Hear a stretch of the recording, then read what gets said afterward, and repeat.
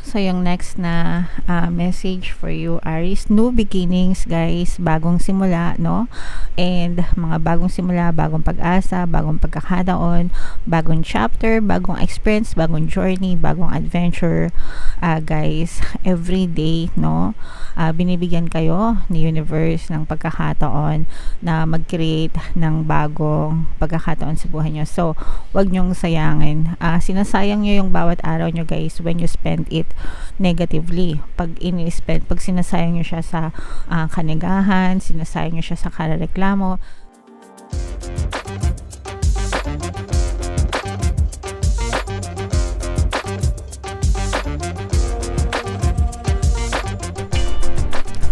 Hello guys, hello Aries, welcome back to Pinoy Big C Tarot. Ang pamagat ng episode natin for tonight is messages from the universe para ngayong March to April para sa Aries, Sun, Moon, Rising, Sign, and Venus. General reading lang guys, pwede mag-resonate, pwedeng hindi, combination ng positive and negative energy. Comment down below guys if feeling nyo nakaresonate kayo sa mga mensahe para sa inyo. So, unahin natin tong deck na to guys. Creative wonderment, follow your passion, mga kapiksi. Kung ano yung gusto mo, sundin mo, mga kapiksi. Just take one step at a time. Unti-unti lang, wag kang magmadali. So, ikaw ito guys, tapos ito yung path mo or daan mo, papunta dun sa tuktok ng tagumpay mo, dun sa final destination mo, dun sa mga dreams mo, dun sa mga pangarap mo.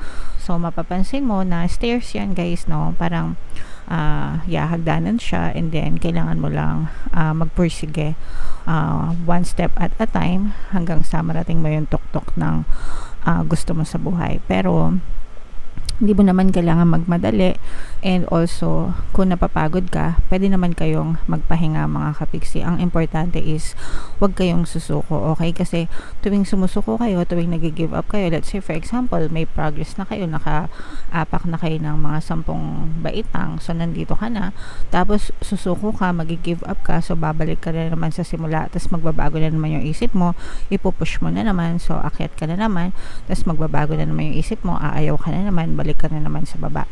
So napapatagal yung journey mo, 'di ba? Pero kung desidido ka, as in yun talaga yung gusto mo, 'di ba?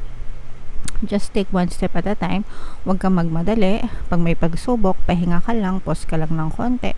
Pero huwag kang susuko para kung saan yung last na step na naabot mo, itutuloy mo lang siya sa susunod, sa future, mga kapiksi. Okay? So, hinay-hinay lang, dahan-dahan lang mga kapiksi. You'll also get there. Basta wag kayong susuko, guys. So, yan yung first message for you, Aries. Yung next message naman, raise your standards. Ito guys, no, libre lang mangarap. Yan yung palagi kong sinasabi, na kung mangangarap din lang kayo, taasan nyo na, no, yung baseline nyo, yung standard nyo mga kapiksi. Kasi libre lang yan, walang bayad yan guys. Hindi mo man siya marating ngayon, malay mo bukas, malay mo sa isang araw, malay mo sa isang taon, or 3 years from now, 5 years from now, it doesn't matter kahit gaano katagal, pero you stay focused, you stay consistent dun sa desire mo, ma-achieve at ma-achieve mo yan, mga kapiksi. Walang imposible guys. You can be, do, and have anything that you want in your reality, mga kapiksi. Okay? Alright, so yeah.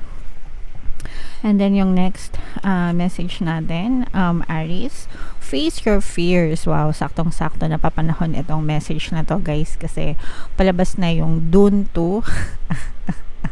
Favorite ko kasi yung Dune, mga kapiksi, lalo na dun sa quote, no, excerpt dun sa regarding sa fears mga kapiksi. Sabi dun sa Dune, sabi ng author ng Dune, I must not fear. Fear is the mind killer. It's a little death that brings obliteration. So, ibig sabihin nun guys, in layman's term, dapat wag kayong matakot, kasi yung takot, yun yung pumabatay sa mga pangarap natin sa buhay mga kapiksi. Yung takot ay parang katumbas na rin siya ng kamatayan. So, pagka pinalala nyo yung takot nyo guys, parang pinatay nyo na rin yung sarili nyo, kasi pinatay nyo na rin yung mga pangarap nyo sa buhay. Okay? So, kapag nagka-time, may inaasikaso pa kasi kami ngayon. Pero after na lang talaga pupunta ako sa sine para manoorin ko yung part 2 ng Dune. Kung fan kayo, comment down below. Hindi ko alam kung aware kayo dun sa movie na yun, guys. Pero if ever na fan din kayo ng Dune, mga kapiksi, comment down below. Okay? Alright. So, yung next na message for you, Aries, new beginnings, guys, bagong simula, no? And mga bagong simula, bagong pag-asa, bagong pagkakataon, bagong chapter, bagong experience, bagong journey, bagong adventure, guys, every day, no? Binibigyan kayo ni universe ng pagkakataon na mag-create ng bagong pagkakataon sa buhay nyo. So, wag nyong sayangin. Sinasayang nyo yung bawat araw nyo, guys, when you spend it negatively. Pag sinasayang nyo siya sa kanigahan, sinasayang nyo siya sa karareklamo, sinasayang nyo siya sa bad vibes, ganyan. So, yun yung nagsasayang ng araw, mga kapiksi. Pero kapag yung araw nyo ay ini-invest nyo sa mabuting paraan, positive affirmations, positive thoughts, focusing on your desires, prayers, ganyan, ibig sabihin you are investing your day, mga kapiksi. So, syempre, pag in-invest nyo yan, aanihin nyo yan sa future, guys. Okay? So, invest your day wisely, mga kapiksi. Invest your thoughts wisely. Alright? And then, yung next na message, Aries, Archangel Gabriel, there are two meanings to this. Unang-una yung sa mga kapiksi natin na may creative side, no? Yung mga mahilig mag-DIY dyan, comment down below, mga kapiksi. Yung mga mahilig sa arts, yung mga mahilig sa music, sa singing, sa poetry, whatever, mga kapiksi. Basta may kinalaman sa creative arts, guys, pwede nyo magamit yung mga talento nyo, i-enhance nyo, i-hone nyo, mga kapiksi, kasi pwede siyang makatulong sa inyong kabuhayan. And for some of you naman, this signifies good communication, no? Maganda yung communication nyo sa ibang tao, sa mga tao sa paligid nyo, guys. So, yeah, samantalahin nyo yung pagkakaroon ng good communication, mga kapiksi. Alright? And then, yung last na message for you, guys,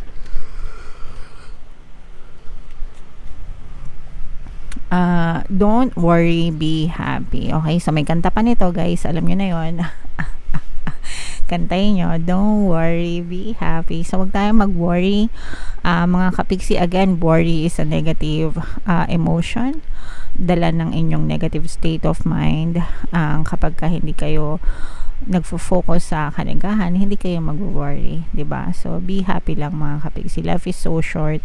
Wag nating sayangan yung panahon natin sa mundo sa mga pagrereklamo and pagwo-worry, mga kapiksi. Okay?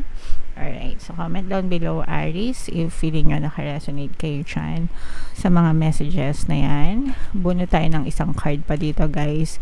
Shuffle natin to. Habang sinashuffle natin to, panoorin nyo muna tong video natin regarding sa ating paano mag-manifest ng abundance video course. Kapiksi, sawa ka na ba sa mga struggles at hirap sa buhay mo? Masipag ka ba at masikap sa buhay ngunit hindi ka pa rin umaasenso? Ilang beses ka na bang nag-attempt magnegosyo at mag-invest pero palagi ka pa rin nalulugi? Sa pagkakataon na ito ay maaaring may subconscious beliefs ka na nagiging balakid sa iyong pag-unlad at pagyaman. Introducing, paano mag-manifest ng abundance video course. Dito ay matututunan mong ma-overcome ang mga balakid mo para tuluyan ka ng umunlad, umasenso, sumagana, maging matagumpay, successful at maswerte sa iyong kabuhayan, pera, trabaho, negosyo, salapi at kaperahan ng bonggang-bongga. Dali, mag-send na ng email sa pinoypixitaro@gmail.com at simulan na ang iyong pagyaman ngayon. Alright, so sabay-sabay tayo magpayaman ngayong 2024, mga kapiksi. Mag-avail na kayo ng course, guys, kasi sobrang ganda talaga niyan. And good news, mga kapiksi, dahil ngayong March until March 31, magbibigay ako ng 1 free pampaswerte subliminal sa lahat na mag-avail ng course, guys. Kaya mag-avail na kayo. Sobrang ganda talaga niyan, mga kapiksi. And meron din tayong email coaching, manifest your desires using the law of attraction. If meron kayong mga specific na gusto nyong i-manifest, guys, pwedeng love and relationship, pwedeng money or career, pwede kayo magpabook ng email coaching session with me.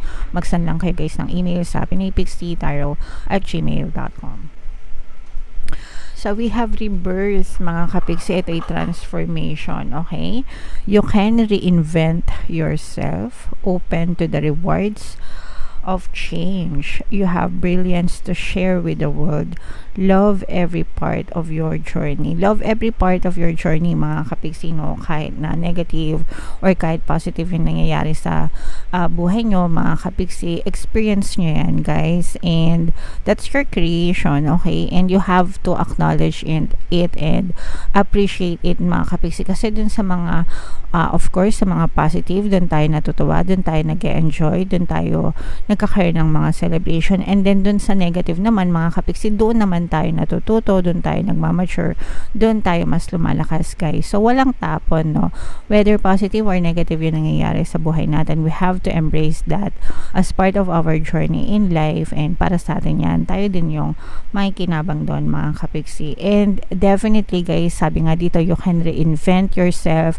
Pwede mong baguhin yung sarili mo, pwede mong baguhin yung buhay nyo, mga kapiksi, okay? You can be, do, and have anything that you want in your reality, guys. Pwede nyong baguhin yung buhay nyo as long as magbago yung pattern of thoughts nyo, yung belief system nyo, yung paniniwala nyo, guys. Supporting your desire, definitely ma-achieve nyo lahat. Pwede mga kapiksi, okay? Maging open kayo sa mga pagbabago, guys. Wag nyong ilimit yung sarili nyo. Wag nyong bigyan ng limitasyon yung mga tinatanggap nyo sa buhay, guys. Sky is the limit, di ba? Pwede kayong mag-succeed sa buhay nyo gaya ng ibang tao, gaya ng ibang mga mayayaman na tao, yung mga sumikat, 'di ba? Yung mga may mga tinatawag na from rags to riches. Kung kaya nila, guys, kaya nyo din, no? Yun yung palagi nyong sasabihin, guys. Kung kaya nila, kaya ko din. I-comment nyo na yan sa baba, mga kapiksino, para pampaboost ng confidence natin, guys. Kung kaya ng iba, kaya ko rin. Kung nagawa ng iba, magagawa ko rin. Lahat tayo pantay-pantay, mga kapiksi, no? It's just a change in our mindset, mga kapiksi. Dun lang nagkakatalo-talo tayo, mga kapiksi. So if you want to change your life, kailangan mo munang magbago ng mindset bago mo makita yung pagbabago sa iyong physical reality, okay? Alright, so yeah, napakaganda ng messages nyo, Aries. Comment down below, guys, if feeling nyo nakaresonate kayo dyan. Ito yung ating mga pampaswerte subliminal, guys. Pakinggan nyo para talagang umasenso kayo ngayong 2024. And ito naman yung ating success stories ng paano mag-manifest ng abundance video course. Click here to subscribe, guys, and click here to join our membership program. Thank you for liking, sharing, and subscribing, and see you again next time. I love you all, guys. Have a nice day. Bye-bye.